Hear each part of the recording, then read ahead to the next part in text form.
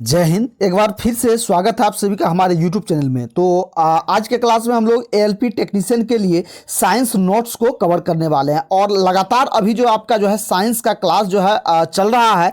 इसके बाद हम लोग जो है इसमें आप जो है देखेंगे ये आपका जो है टोटल जो है अभी इसके बाद केमिस्ट्री को और बायोलॉजी को भी हम लोग जो है कवर करेंगे, ठीक है।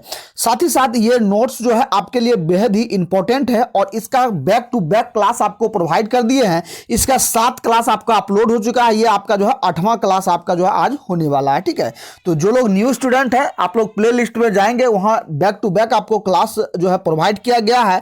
वहां से आप लोग प्ले लिस्ट से सारे क्लास को आप लोग जो है अटेम्प्ट लेंगे वहां से और सारे चीजों को आप लोग जो है वहां से करेंगे। और यकीनन मानिए यदि आप इस नोट्स को पूरे कंटिन्यू कर लेते हैं, ठीक है, तो आप जो है यकीनन रखेंगे कि जो है एलपी टेक्नीशियन एग्जाम में एक भी क्वेश्चन आपके जो है बिल्कुल भी नहीं छूटने वाला। और इस नोट्स की खासियत है कि इसमें जो है सबसे पहले आपको जो थ्योरी जो है ये दिया गया है और थ्योरी के बाद जो है जस्ट आपको जो ऑब्जेक्टिव क्वेश्चन टोटल जो है ये दिया जाए। इसमें जो कि सभी आपके जो है आपका जो है जो एनसीईआरटी का क्वेश्चन है, सभी एग्जाम्पलर क्वेश्चन दिया गया है और इसके साथ साथ जो है जो प्रीवियस ईयर का क्वेश्चन है वो सारे जो है इसमें इंक्लूड किया गया है और बिल्कुल ही न्यू पैटर्न पर इस पीडीएफ को जो है ये तैयार किया गया, इस नोट्स को तैयार किया गया। चलिए आइए आज के क्लास को हम लोग कंटिन्यू करते हैं। और कल जो आपका क्लास हुआ था, कल आपका जो है 116 नंबर क्वेश्चन तक आपको जो है करा दिए थे, ठीक है। आज हम लोग जो है 117 से जो है इसको स्टार्ट करेंगे, ठीक है। तो देखेंगे आज का पहला सवाल आपका है कि दाब जो है जो दाब डैश शून्य निरपेक्ष के मान पर जो है ये पहुंचता है, ठीक है। दाब जो है ये पूछा जा रहा है कि कितने जो है शून्य निरपेक्ष जो है के मान पर पहुंचता है। तो आपका जो है करेक्ट आंसर क्या होगा, ये जो है जब तंत्र की आणविक गति शून्य हो जाती है, ठीक है। तो ये आपका जो है डी नंबर तो जो आपका जो है करेक्ट आंसर हो जाएगा। चलिए नेक्स्ट सवाल की ओर बढ़ेंगे।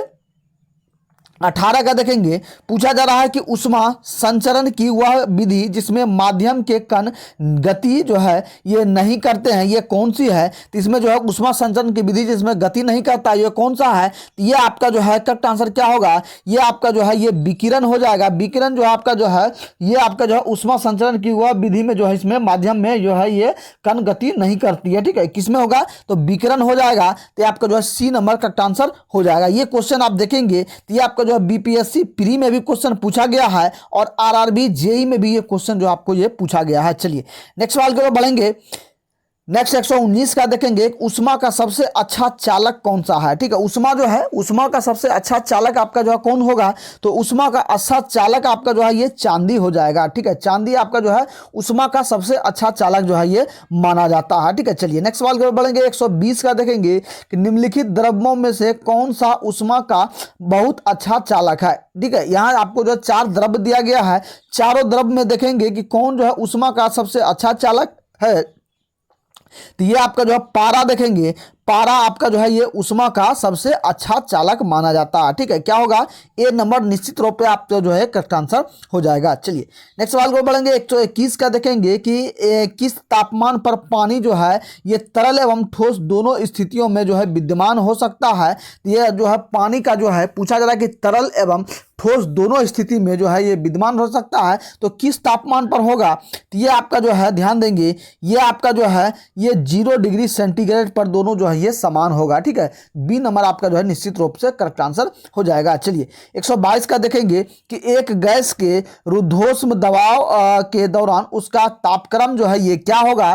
तो जो है तापक्रम उसका देखेंगे, तापक्रम में आपका जो है ये बढ़ता है, ठीक है। रुद्धोष दबाव में जो क्या होगा तापमान, गैस का तापमान ये बढ़ेगा। तो ये आपका जो है डी नंबर करेक्ट आंसर हो जाएगा। चलिए नेक्स्ट सवाल की ओर बढ़ेंगे। 123 का देखेंगे कि परम शून्य वह ताप है जिस पर जो है ये परम शून्य ताप क्या है ये आपको बताना है। तो परम शून्य ताप आपका जो है ये आणविक गति जो है ये रुक जाती है, ठीक है। जिस पर आणविक गति रुक जाती है उसे परम शून्य ताप कहते हैं। ए नंबर आपका करेक्ट आंसर हो जाएगा। चलिए नेक्स्ट सवाल को बढ़ेंगे। 124 का देखेंगे कि सूर्य विकिरण का वह कौन सा भाग सोलर कुकर को जो है गर्म कर देता है।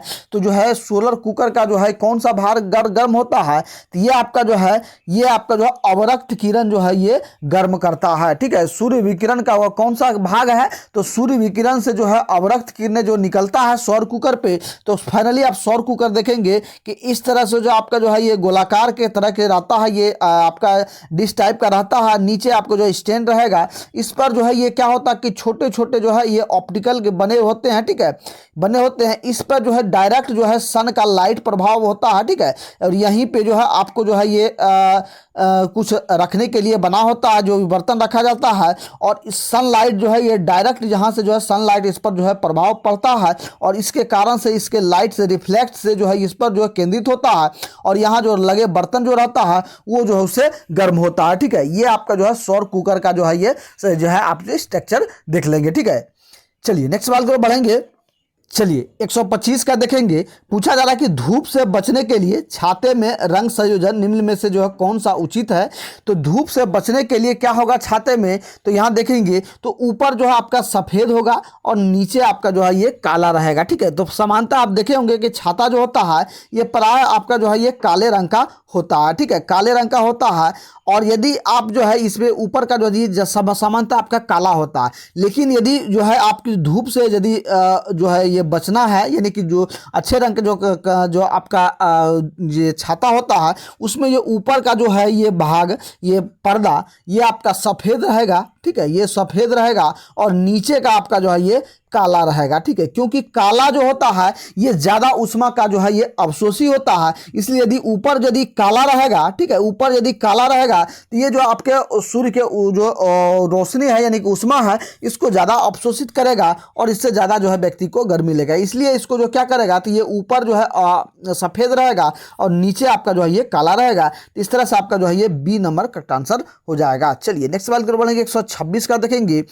126 में देखिए पूछा जा रहा है कि चांदी की उष्मीय चालकता जो है तांबे की उष्मीय चालकता की जो है ये अपेक्षा ये क्या होता है। तो ये आप देखेंगे तो ये आपका जो है ये उसके अपेक्षा जो है ये अधिक होती है, ठीक है। चलिए नेक्स्ट सवाल की ओर बढ़ेंगे। 127 का देखेंगे।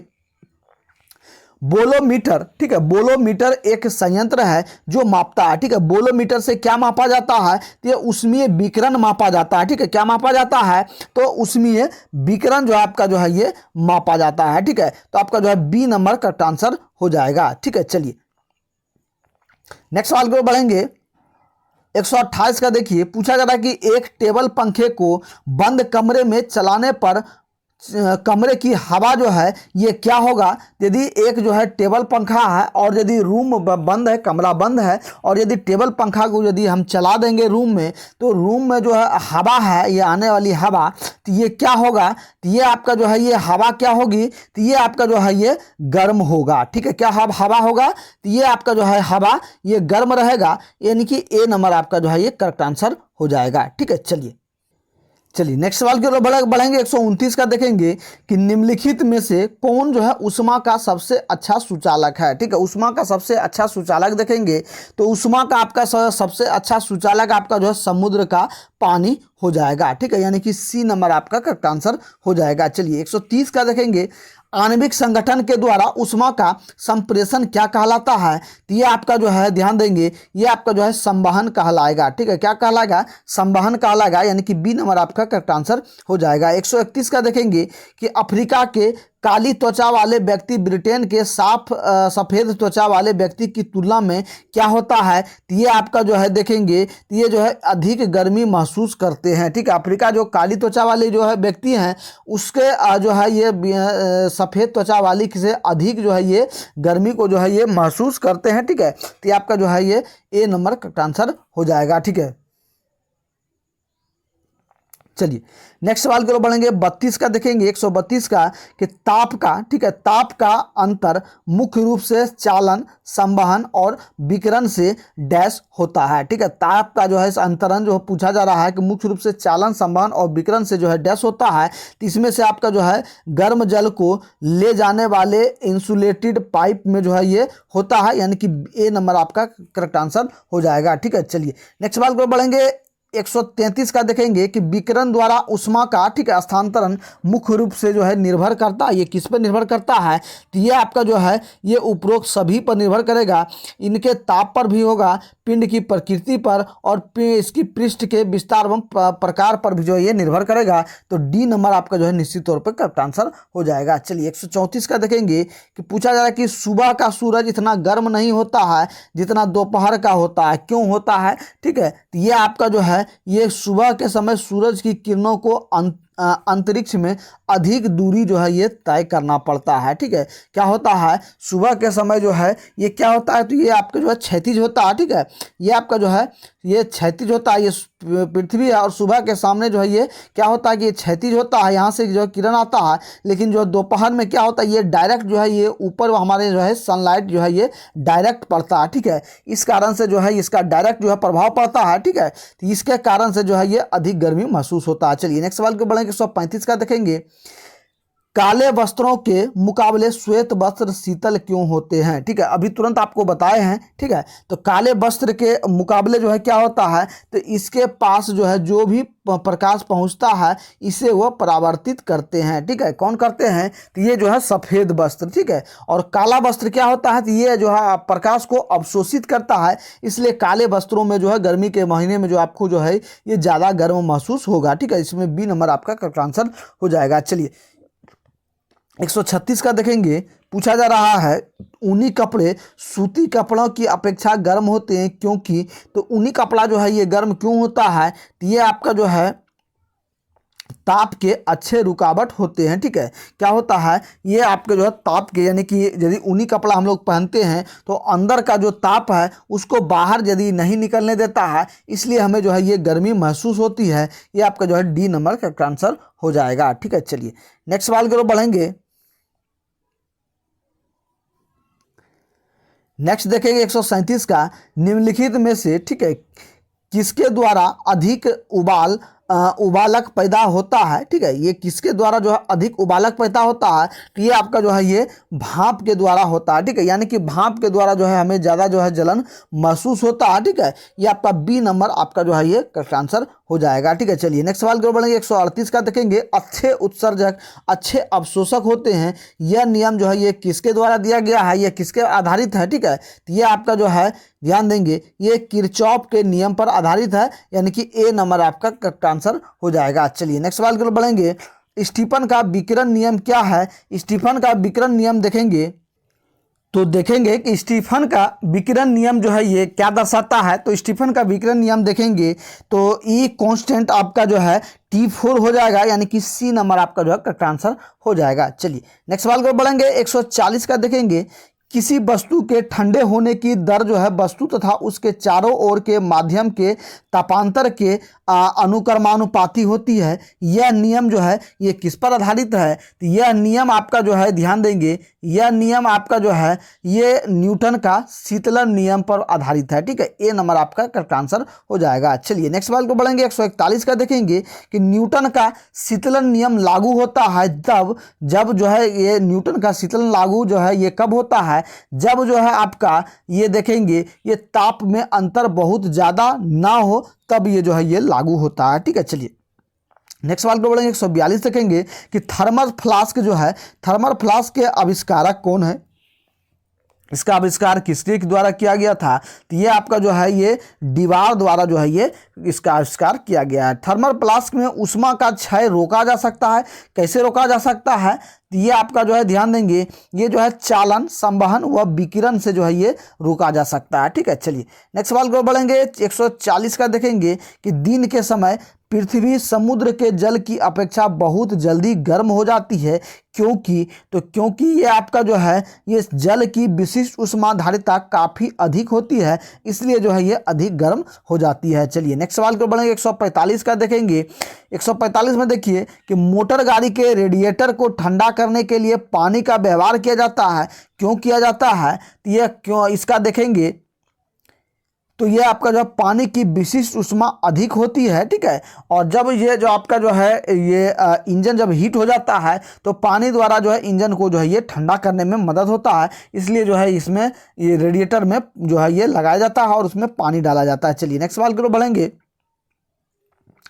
146 का देखेंगे।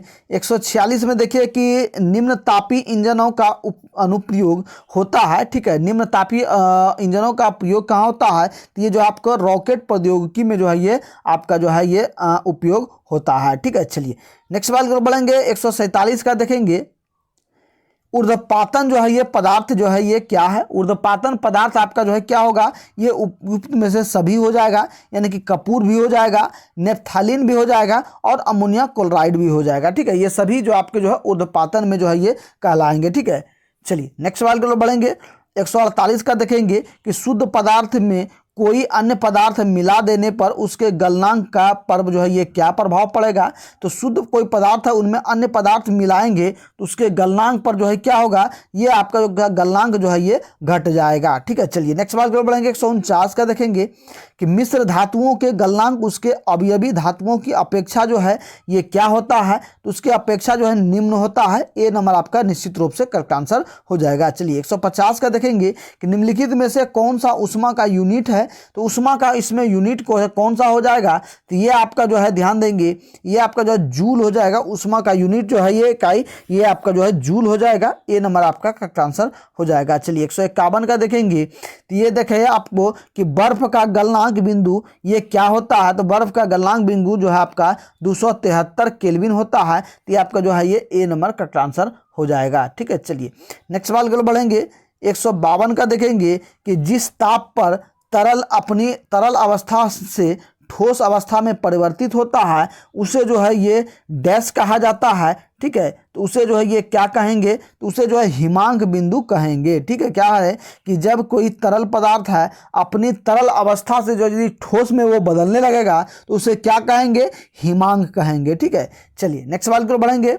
और वही यदि जो ठोस अवस्था से तरल अवस्था में यदि आएगा तो उसे जो है क्या कहेंगे? उसे जो है गलनांक कहेंगे। ठीक है, चलिए नेक्स्ट सवाल की ओर बढ़ेंगे। 153 का देखेंगे।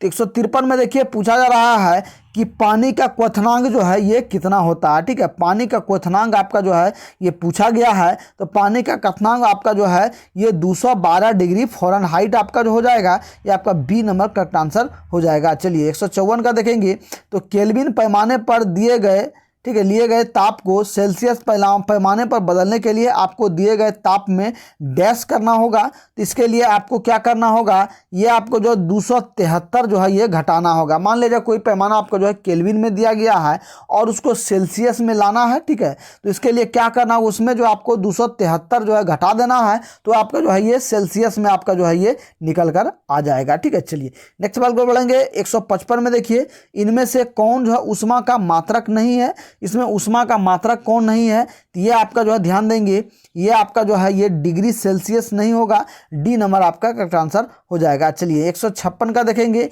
1 किलो कैलोरी का ऊष्मा का मान कितना होगा? 1 किलो कैलोरी ऊष्मा का जो है मान आपको बताना है। तो ये आपका जो है ये 4.2 इंटू 10⁻³ जूल आपका हो जाएगा। सी नंबर आपका करेक्ट आंसर हो जाएगा। चलिए 157 का देखेंगे। गुप्त ऊष्मा लेटेंट हीट का जो है बीमीय सूत्र क्या होगा?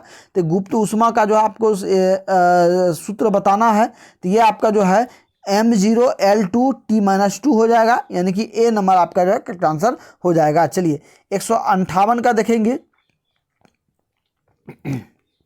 पूछा जा रहा है कि बर्फ पर दाब बढ़ाने से उसका गलनांक जो है ये क्या होगा? तो बर्फ पर मान लिया जाए ये बर्फ का 2 टुकड़ा है। ठीक है, एक टुकड़ा ऊपर ले लिए और दूसरा टुकड़ा जो है ये नीचे ले लिए। ठीक है, और दोनों टुकड़े को जो है आपस में यदि दबाएंगे, ठीक है, आपस में यदि दबाएंगे तो इसके जो गलनांक है इस पे गलनांक पर क्या प्रभाव पड़ेगा? तो ये गलनांक जो है ये दोनों घट जाएगा। ठीक है, गलनांक जो है ये कम हो जाएगा। ए नंबर आपका करेक्ट आंसर हो जाएगा। चलिए 159 का देखेंगे। थर्मस फ्लास्क की आंतरिक दीवारें चमकीली होती है, ये क्यों होती है? तो ये आपका जो है ये विकिरण द्वारा होने वाली उष्मा हानि को रोकने के लिए होता है। बी नंबर आपका करेक्ट आंसर हो जाएगा। चलिए 160 का देखेंगे कि किसी पदार्थ के एकांक द्रव्यमान का ताप जो है 1 डिग्री सेल्सियस बढ़ने में लगी उष्मा जो है ये क्या कहलाता है? तो ये आपका जो है ये विशिष्ट उष्मा कहलाएगा। ए नंबर आपका करेक्ट आंसर हो जाएगा। चलिए नेक्स्ट देखेंगे 161 का। निम्नलिखित में से किसमें सर्वोच्च विशिष्ट उष्मा का मान होता है? तो ये किसमें होता है? तो ये आपका जो है ये जल में जो है ये विशिष्ट उष्मा का मान होता है। ए नंबर आपका करेक्ट आंसर हो जाएगा। चलिए 162 का देखेंगे कि दाब बढ़ाने से किसी द्रव्य का क्वथनांक जो है ये क्या होगा? तो दाब बढ़ाने पर जो है किसी द्रव्य का क्वथनांक जो आपका ये कितना होगा, ये आपका जो है ये क्वथनांक बढ़ेगा, यानी कि बी नंबर आपका करेक्ट आंसर होगा। ठीक है, चलिए 163 का देखेंगे कि वाष्पीकरण की दर जो है ये किस पर निर्भर नहीं करती है। वाष्पीकरण की दर देखेंगे तो ये जो आपका किस पर निर्भर नहीं करती है, तो ये द्रव्य की संपूर्ण मात्रा पर निर्भर नहीं करती है। सी नंबर आपका करेक्ट आंसर हो जाएगा। 164 का देखेंगे, किसी निश्चित द्रव्य के लिए वाष्पन की दर निर्भर करती है। ठीक है, वाष्पन की दर जो है ये किस पर निर्भर करती है, तो ये आपका जो है ये उपयुक्त सभी कारकों पर, यानी कि द्रव्य के ताप पर, वायु के ताप पर, द्रव्य की खुली सतह के क्षेत्रफल पर, ये सभी हो जाएगा। डी नंबर आपका करेक्ट आंसर हो जाएगा। चलिए 165 का देखेंगे कि जल का क्वथनांक जो है ये कितना होता है। ठीक है, क्या होता है, तो जल का क्वथनांक जो है ये जल की खुली सतह के ऊपर के दाब पर जो है ये निर्भर करता है कि इसका जो है क्वथनांक कितना होगा। ठीक है, ये आपका डी नंबर करेक्ट आंसर हो जाएगा। ठीक है, चलिए नेक्स्ट सवाल की ओर बढ़ेंगे। 166 का देखेंगे। 166 में देखिए पूछा जा रहा है कि ऊंची पहाड़ियों पर हिमपात क्यों होता है। ठीक है, ऊंची पहाड़ियों पर जो है ये हिमपात जो है ये क्यों होता है, तो ये आपका जो ऊंची पहाड़ियों पर तापमान हिमांक से कम होता है, अतः जो है जलवाष्प जमकर बर्फ बन जाती है, इसलिए जो है वहाँ हिमपात होता है। ठीक है, हिमपात से मतलब क्या होता है कि जो बर्फ गिरता है ये किस लिए गिरता है, ये आपका जो है ये तापमान जो है ये हिमांक से कम होता है, इसलिए जो है ये बर्फ जो है बनकर ये गिरता है। चलिए 167 का देखेंगे। 167 का देखिए पूछा जा रहा है कि पहाड़ की चोटियों पर आलू को पकाने में अधिक समय लगता है, क्यों। ठीक है, पहाड़ की चोटी पर आलू पकाने में जो है अधिक समय लगता है, ये क्यों लगता है, क्योंकि वायुमंडलीय दाब जो है ये कम होता है, इसलिए जो है वहाँ जो है आपका जो है ये कम होता है। ठीक है, तो फ्रेंड्स आप लोग कमेंट करके बताएंगे कि आज का सेशन आपको कैसा लगा और आज के क्लास में आपने जो है टोटल कितना स्कोर कर पाए। ठीक है, तो फिर और यदि आपने अभी तक भी चैनल को सब्सक्राइब नहीं किया, सबसे पहले आप लोग चैनल को सब्सक्राइब करके जुड़ जाएंगे, बेल आइकन को प्रेस कर देंगे। यदि आपको रेलवे एलपी टेक्नीशियन से कोई भी रिलेटेड सवाल आ रहा हो तो डायरेक्ट जो है कमेंट में करके जो आप लोग पूछ सकते हैं। तो मिलते हैं फिर नेक्स्ट क्लास में, तब तक के लिए सभी भाइयों को जय हिंद।